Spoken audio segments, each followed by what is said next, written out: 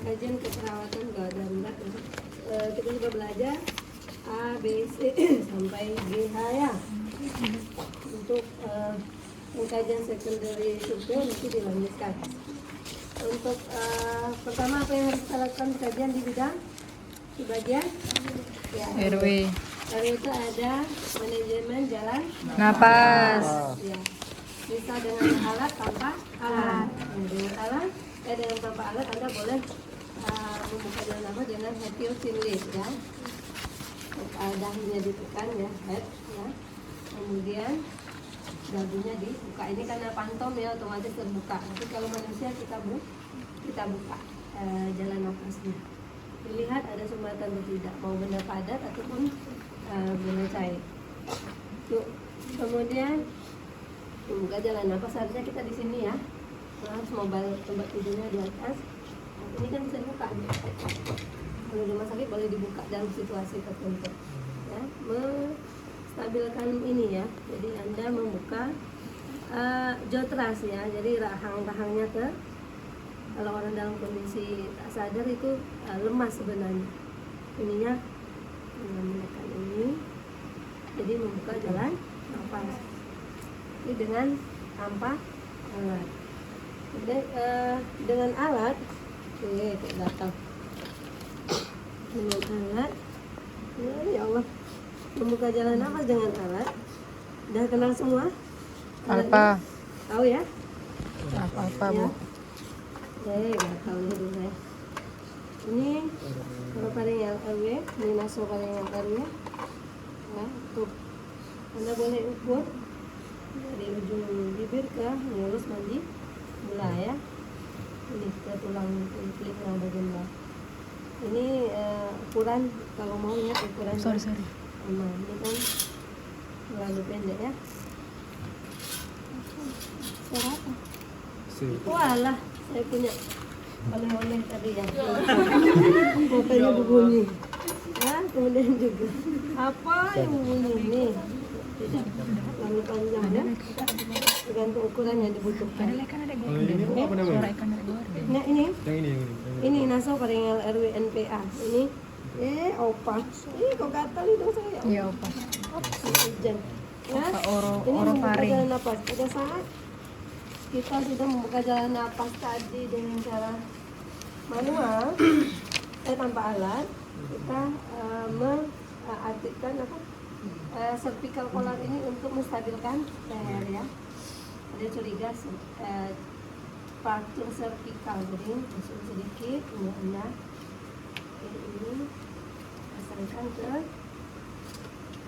ini untuk stabilisasi kalau ada trauma vertikal ya. Ini lokasi Anda untuk menghitung atau merasakan denyut nadi pasien dari terapis pasien ini sini juga boleh ya. Kemudian baru kita melakukan jalan nafas dengan alat. Untuk memasang ini Anda menggunakan spatel ya. Ini sebenarnya bisa dilepas jalan nafas, Anda masukkan terbalik ya, posisinya terbalik dari posisi anatomis. Kemudian setelah masuk diputar 180 derajat. Kalau di orang asli mudah ya? Mudah, semua mudah. Lidahnya ini kan lidahnya alat agak terlipat. Ya, gampang susah lah, tergantung elastisitas lidahnya. Nah, ini dipasang pada sudah dipasang itu bebas jalan nafas. Ini juga bisa pihak ini ya. Kalau ini nggak perlu terbalik, kan otomatis sudah bentuk. Tetapi tergantung ukuran lubang hidungnya, ada ukurannya ya. Ini nggak bisa masuk. Oke, sama masuknya. Kemudian bebaskan jalan nafas. Itu untuk di airway. Jangan lupa stabilisasi leher atau vertical collar dipasang. Airway, kemudian lanjut ke ada yang lupa. Ini Anda ini laryngoskop. Biasanya kalau jalan nafasnya tidak ada masalah ini, tapi nanti coba baca stridor, bunyi nafas ya, bunyi nafas stridor, apa lagi? Ada yang pernah baca? Pernah baca tentang airway enggak? Dia dengan edemnya bunyinya beda. Stridor, snoring, gargling itu beda-beda. Jadi suara bunyi nafas, bukan auskultasi bunyi nafas ya. Bunyi nafas yang terdengar dengan telinga kita. Gargling apa, snoring apa, stridor apa. Nah, ini untuk bahasa digunakan untuk edem laring. Indonesia kecil ya, karena kayak tadi. Ini laringos. Oh, ada baterainya ya. Ini bisa pasang baterai ke jantung. Sorry kan ada 2 baterai nggak masing-masing. Yes. Ini ada lampu nanti.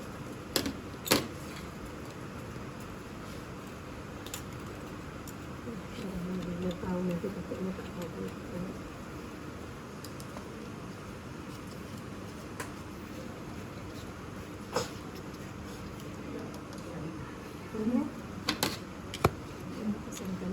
Ini biasanya di tindakannya sudah tak bisa lagi lewat ini.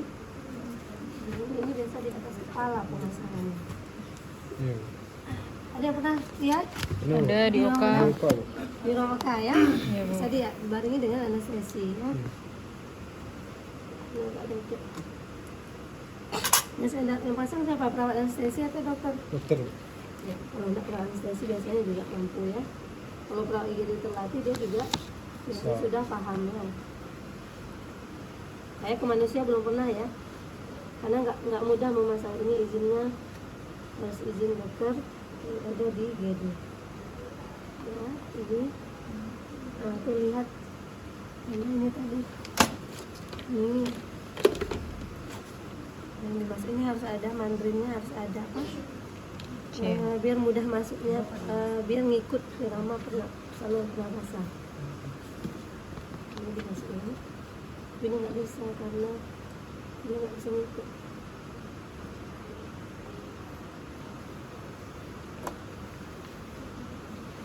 Ini diangkat ya sebenarnya, karena dia nggak boleh gigi, gantung gigi bisa patah gigi ini.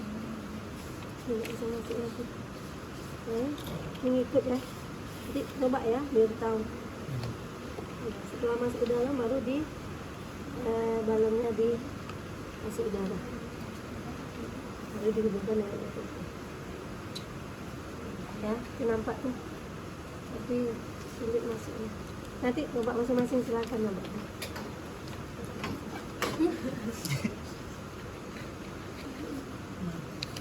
Tapi dia harus ngikut irama ini.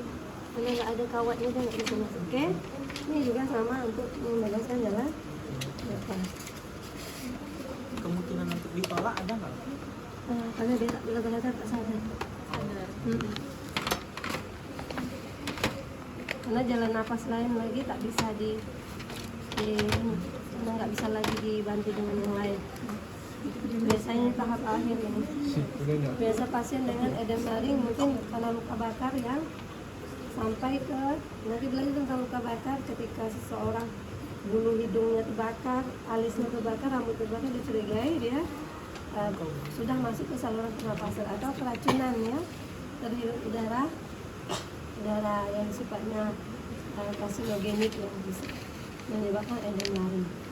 Saluran nafasnya khas itu, cari tahu ya.